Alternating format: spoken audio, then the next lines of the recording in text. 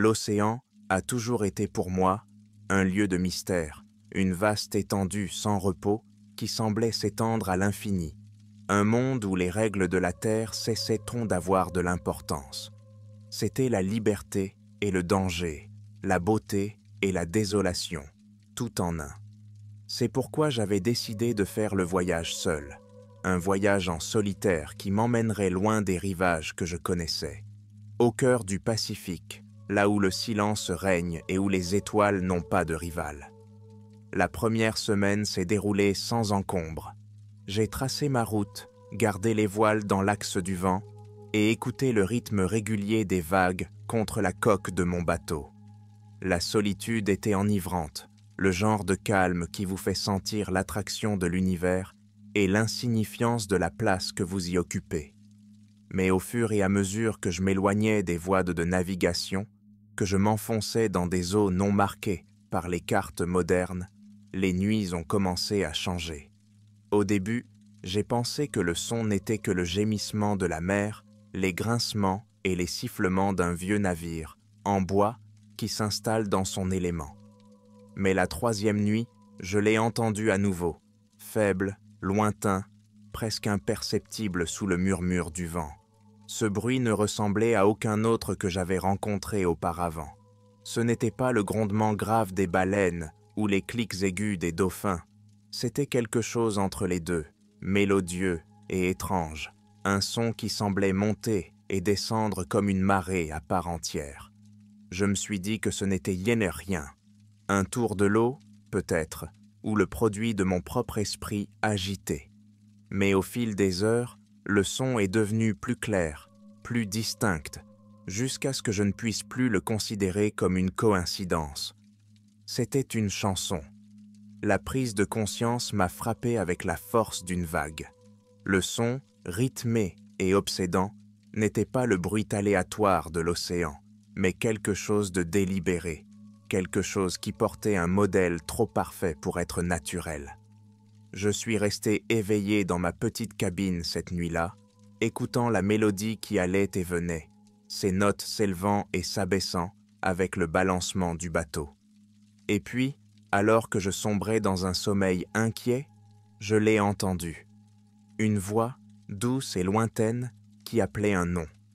Je me suis redressé d'un coup, la fine couverture tombant sur le sol, tandis que mon cœur battait la chamade dans ma poitrine. La cabine était sombre, à l'exception de la faible lueur de la lune qui s'échappait par le hublot, et le bruit de ma respiration semblait anormalement fort dans le silence qui avait suivi. J'attendis, tendant l'oreille pour que la voix revienne. Mais il n'y avait rien, juste le grincement régulier du bateau et le soupir des vagues contre sa coque. L'avais-je imaginé? Le lendemain, j'ai essayé de me concentrer sur mes tableaux, les examinant avec une intensité qui frisait le désespoir. Le son de la chanson avait disparu avec le lever du soleil, me laissant me demander si elle avait été réelle. Mais en dépliant une vieille carte usée par les intempéries, une relique que j'avais dénichée dans un petit magasin d'antiquités des années auparavant, j'ai vu quelque chose qui a accéléré mon pouls. La carte ne ressemblait à aucune carte moderne que j'avais vue. Ses bords étaient effilochés et sa surface était marquée de symboles et d'illustrations qui ressemblaient bon plus à de l'art qu'à de la cartographie. Mais c'est le nom griffonné dans le coin inférieur qui a attiré mon attention, l'encre étant délavée mais indéniable, Atlantis. J'avais acheté la carte sur un coup de tête, attiré par le romantisme du mythe et la curiosité de l'histoire du commerçant, mais je n'y avais jamais réfléchi. C'était une nouveauté, un morceau de folklore qui prenait vie sur du parchemin. C'est du moins ce que j'avais cru. Mais alors que je traçais mon doigt le long des lignes de la carte, suivant son chemin jusqu'à un point, situé loin dans l'océan, j'ai réalisé quelque chose qui m'a coupé le souffle. Les coordonnées d'eau marquées sur la carte étaient mnint proches de ma position actuelle.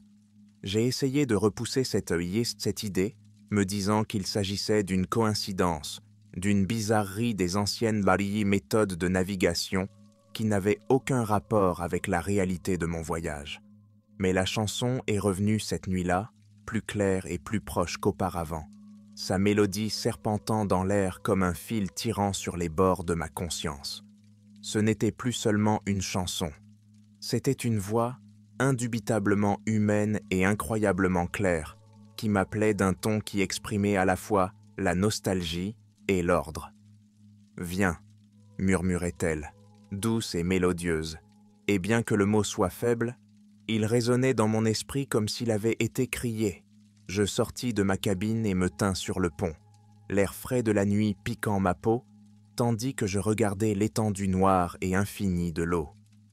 La lune était basse dans le ciel, sa lumière scintillait sur les vagues comme de l'argent liquide, et pendant un instant, j'ai cru voir un mouvement, une forme sous la surface, quelque chose de long et de fluide qui disparaissait au moment où mes yeux l'apercevaient. La voix est revenue, plus forte cette fois, et j'ai réalisé en sursaut qu'elle ne venait ni de l'eau, ni du vent, ni de l'horizon lointain. Elle venait de l'intérieur, résonnant dans ma poitrine comme le bourdonnement d'une cloche profonde, impossible à ignorer. Au matin, j'avais pris ma décision.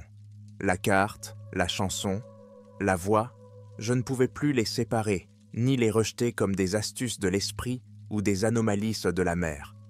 Ils me conduisaient là quelque part, m'appelaient vers quelque chose que je ne pouvais ni comprendre ni résister, et bien que toutes les parties de rationnel de mon cerveau me criaient de faire demi-tour, de me diriger vers le port le plus proche et de laisser cette folie derrière moi, je me suis retrouvé à diriger le bateau vers les coordonnées marquées sur la carte.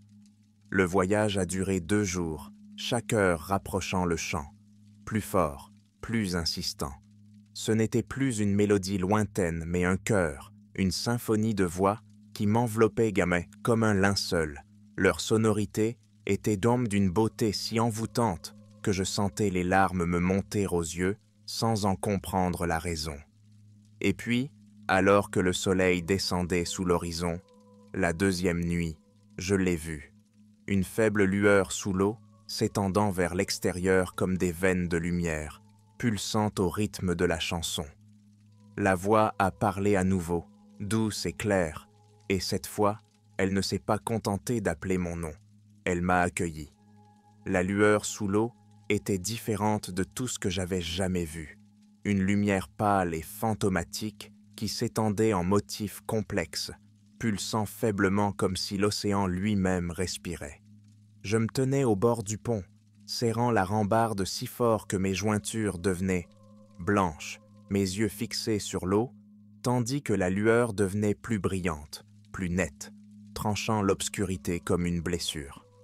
La chanson était devenue assourdissante, un chœur de voix s'élevant et s'abaissant dans une harmonie parfaite, leur mélodie se tissant dans mon esprit et mon corps, comme s'il ne s'agissait pas d'un son, mais de quelque chose de plus profond, de plus vivant.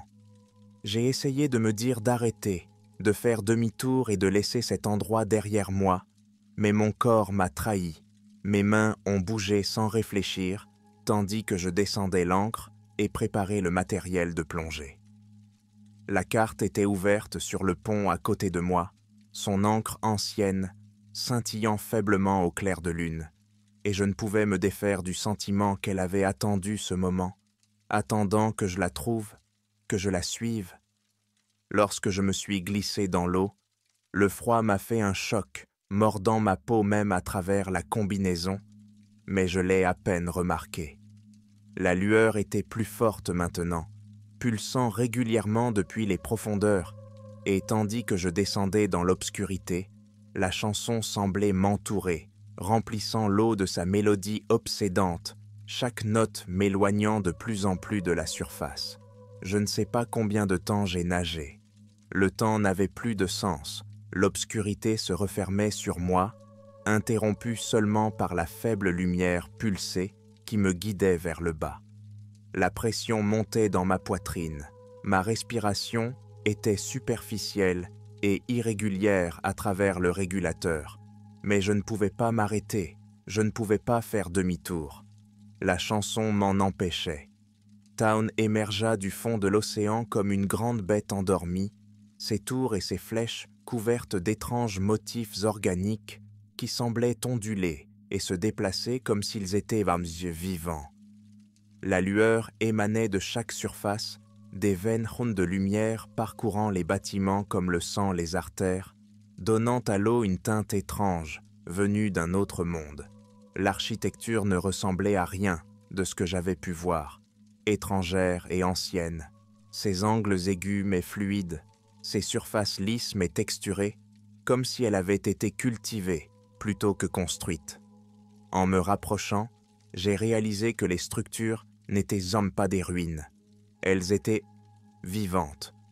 Le chant s'amplifiait à mesure que j'approchais, les voix l'harmonisant d'une manière qui me serra la poitrine, la mélodie étant si belle qu'elle en était presque insupportable. La lumière pulsait au rythme de la musique, chaque note résonnant dans l'eau, dans mon corps, jusqu'à ce que je la sente vibrer dans mes os. C'est alors que je les ai vus. Au début, ce n'était l'air que des ombres, longues et fluides, qui se déplaçaient dans les tours incandescentes avec une grâce qui semblait impossible. Mais au fur et à mesure que je m'approchais, leurs formes sont devenues d'ers clairs, des figures presque humaines, mais pas tout à fait. Leurs membres trop longs, leurs mouvements trop fluides, leurs visages obscurcis par la lumière réfractée de l'eau. Ils nageaient d'eau sans effort, leur corps scintillait faiblement, leurs yeux brillaient comme la lumière qui pulsait dans la ville. L'un d'eux s'est tourné vers moi, son regard se fixant sur le mien, et pendant un instant, j'ai eu l'impression que l'océan tout entier s'était arrêté de bouger, l'eau autour de moi devenant lourde et immobile.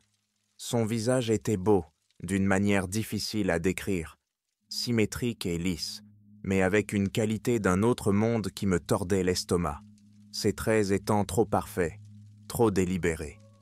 Il tendit la main, ses longs doigts, s'enroulant dans un geste qui était à la fois une salutation et un ordre.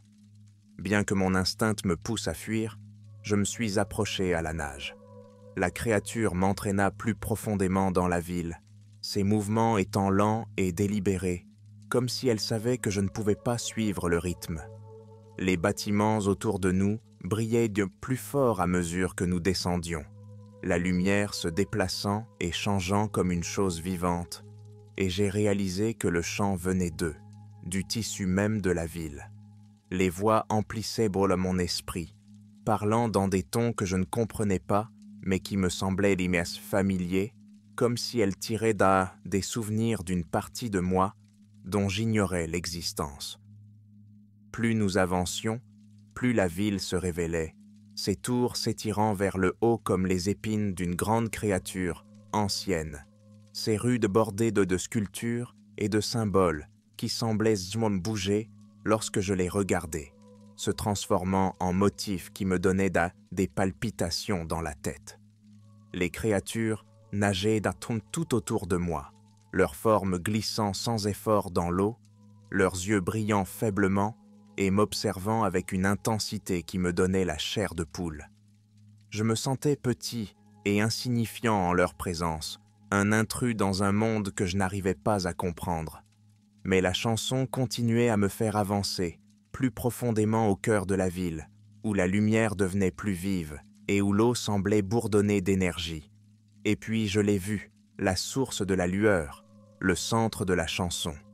C'était une structure qui ne ressemblait à rien d'autre dans la ville, une sphère de lumière massive et pulsante qui flottait au-dessus du fond de l'océan, sa surface étant recouverte des mêmes motifs changeants que les bâtiments qui l'entouraient.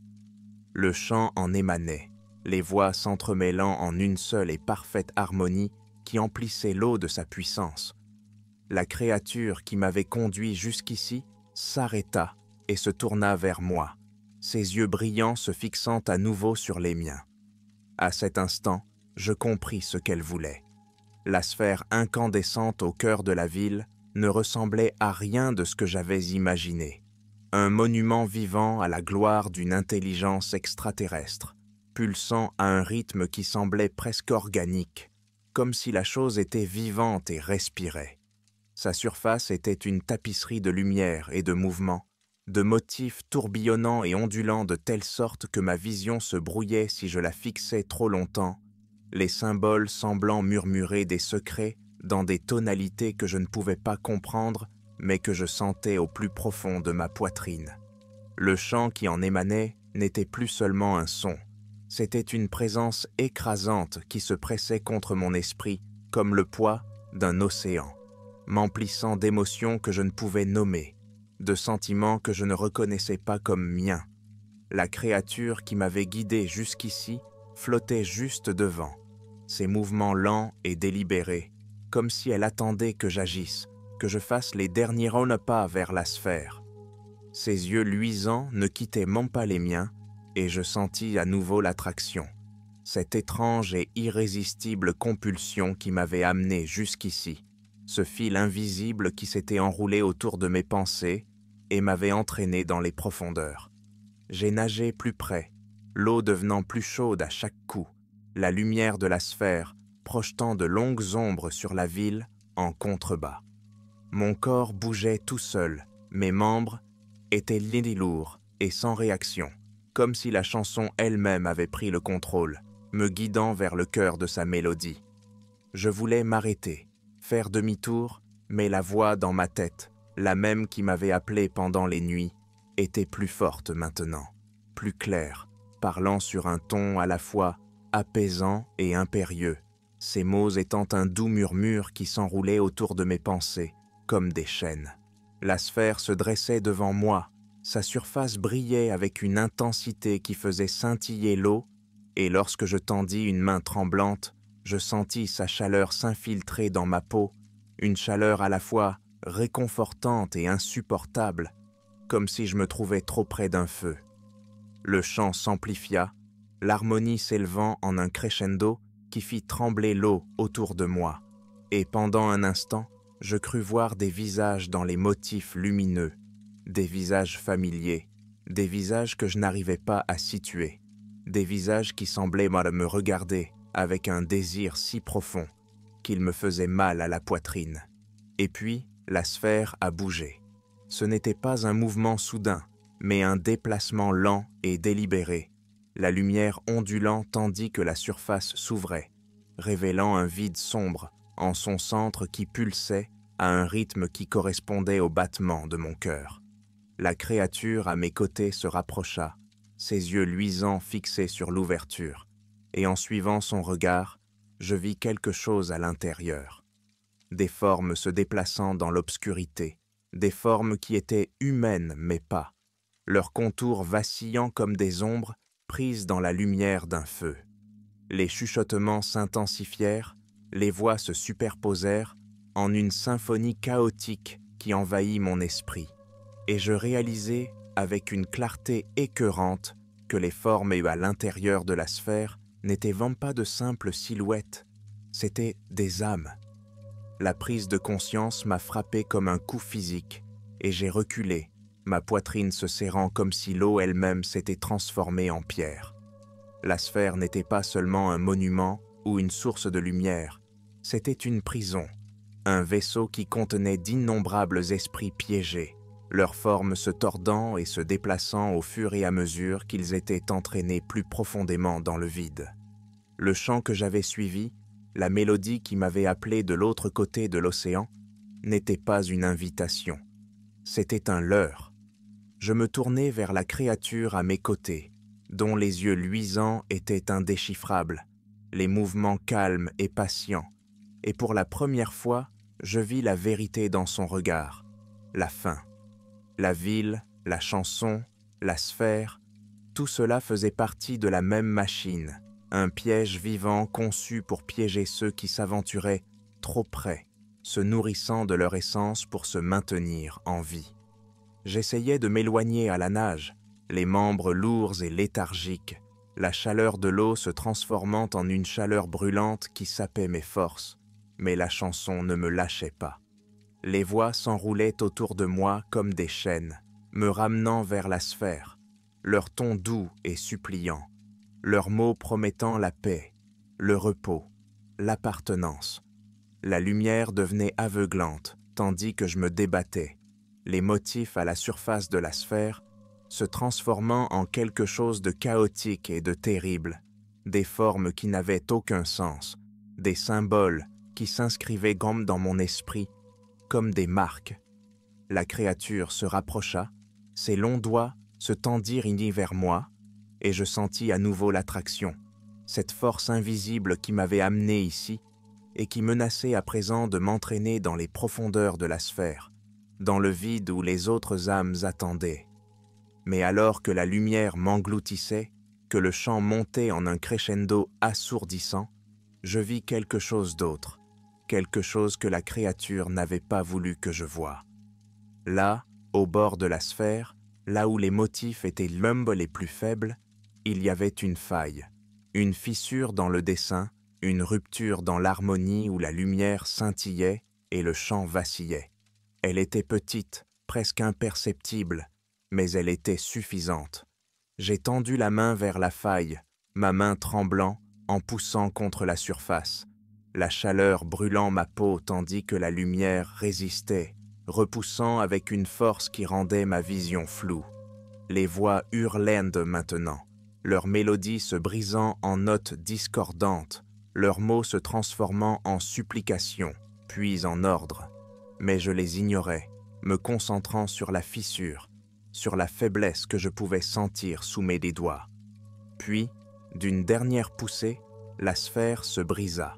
La lumière explosa vers l'extérieur, un éclair aveuglant qui engloutit la ville, les créatures et le vide sombre à l'intérieur.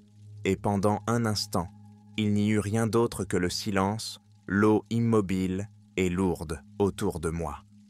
Mon corps était en apesanteur, suspendu dans le sillage de l'explosion, et alors que la lueur s'estompait, j'ai vu la ville s'effondrer, ses tours s'écrouler dans les profondeurs, les créatures s'évanouir dans l'ombre. La chanson avait disparu. Dans le silence qui suivit, je sentis l'attraction me relâcher, les chaînes invisibles se briser alors que je dérivais vers le haut, mes poumons brûlants, ma vision se rétrécissant. Le voyage vers le haut me parut interminable, chaque coup de bras plus lent que le précédent, la pression des profondeurs s'agrippant à moi, comme si elle ne voulait pas me laisser partir, comme si les vestiges brisés de la ville tendaient la main pour me tirer en arrière. Mais les poumons réclamaient de l'air, chaque fibre de mon être me poussait à remonter plus vite, mais le poids de l'eau semblait plus lourd à présent, le silence si complet qu'il se pressait contre mes oreilles, comme une chose vivante. Au-dessus de moi, la surface scintillait faiblement, un mirage vacillant de lumière et d'ombre qui semblait incroyablement loin. Mais la destruction en dessous me poussait à continuer. La ville s'effondrait sur elle-même, les structures lumineuses se désagrégeant en sombres nuages de limon et de débris qui se répandaient comme de la fumée, avalant tout sur leur passage. Les créatures, elles aussi, avaient disparu, leur forme fluide se dissipant dans les ténèbres comme si elles n'avaient jamais existé. Pourtant, le chant persistait, faible et fragmenté, une mélodie brisée qui se propageait dans l'eau comme les derniers souffles d'une chose mourante. Elle ne m'appelait plus, elle se retirait, s'évanouissait dans les profondeurs où les restes de la sphère pulsaient encore faiblement, la lueur étant faible et vacillante comme une flamme qui s'éteint. Je remontais à la surface en haletant, ma poitrine se soulevant alors que j'aspirais de l'air dans mes poumons, l'air froid de la nuit me transperçant comme une lame après la chaleur suffocante des profondeurs. Les étoiles étaient pâles et lointaines, leur lumière atténuée par une brume qui semblait planer sur l'eau, et pendant un moment, j'ai simplement flotté là, les vagues clapotant doucement contre moi, alors que le silence s'installait à nouveau. Le bateau était là où je l'avais laissé, sa silhouette se détachant faiblement sur l'horizon, et je nageais vers lui, les membres tremblants, mes forces s'amenuisant à chaque coup de pagaie. Lorsque je me hissais sur le pont, je tremblais, le corps froid et mouillé, l'esprit troublé par les images qui s'y étaient gravées, la ville, la sphère, les visages dans la lumière. Je m'effondrais sur les planches de bois, regardant le ciel, tandis que les vagues de balançaient doucement le bateau sous moi, le ronronnement lointain de l'océan résonnant faiblement à mes oreilles. Ma poitrine était encore lourde, le souvenir de la chanson se répercutant dans mes côtes, mais l'attraction avait disparu. Le fil invisible qui m'avait guidé vers les profondeurs était maintenant rompu. Pourtant, alors que j'étais allongé là, la vérité de ce que j'avais vu commençait à s'imposer. La cité n'était pas seulement une relique d'une ancienne civilisation, Ellis était vivante, une machine construite pour soutenir quelque chose d'immense et de terrible, quelque chose qui avait existé bien avant l'humanité et qui continuerait bien après que nous ayons disparu. La sphère, le champ, les créatures, ce n'étaient pas seulement des prédateurs, c'étaient des gardiens, liés à la cité par des forces que je n'arrivais pas à comprendre, se nourrissant des âmes qu'ils attiraient dans les profondeurs pour entretenir leur immortalité. J'avais brisé leur prison, mais je ne les avais pas détruits. Alors que l'aube se levait, peignant l'horizon de pâles touches de rose et d'orange, je détachai l'ancre et remis le bateau sur le bon chemin, la carte toujours étalée sur le pont à côté de moi. Les coordonnées avaient disparu, l'encre s'était effacée, comme si la carte elle-même avait été liée à la ville et qu'elle s'effilochait maintenant avec elle. Mais l'océan était immobile. L'eau, qui avait autrefois brillé d'une lumière étrange, était sombre et silencieuse, sa surface lisse et ininterrompue. C'était comme si la ville n'avait jamais existé, comme si les profondeurs l'avaient engloutie et avaient effacé toute trace de sa présence. Pourtant, je savais que ce n'était pas le cas. Les nuits suivantes furent agitées, mon sommeil fracturé par des rêves qui n'étaient même pas tout à fait les miens. Je revoyais la sphère, sa surface entière et brillante, les visages qui s'y trouvaient me fixant avec une intensité qui me serrait la poitrine. J'ai entendu la chanson, douce et lointaine, se faufilant dans mes pensées comme un fil, tirant sur les bords de mon esprit. Et je savais, au fond de moi, que la ville n'avait pas disparu. Elle attendait, se reconstruisant dans le silence des profondeurs, son chant se propageant à nouveau vers l'extérieur, à la recherche de la prochaine âme à attirer dans son piège.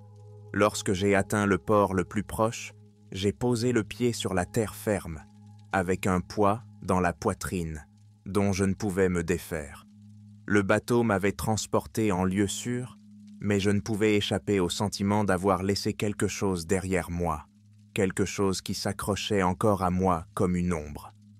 La chanson, bien que faible, était toujours là, un écho au fond de mon esprit que je ne pouvais pas faire taire. J'ai essayé de me dire que c'était fini, que la ville avait disparu, que les créatures ne me retrouveraient jamais. Mais la nuit, quand le vent est calme et que l'océan semble incroyablement vaste, je peux l'entendre, doux et obsédant, appelant depuis les profondeurs. Et parfois, elle connaît encore mon nom.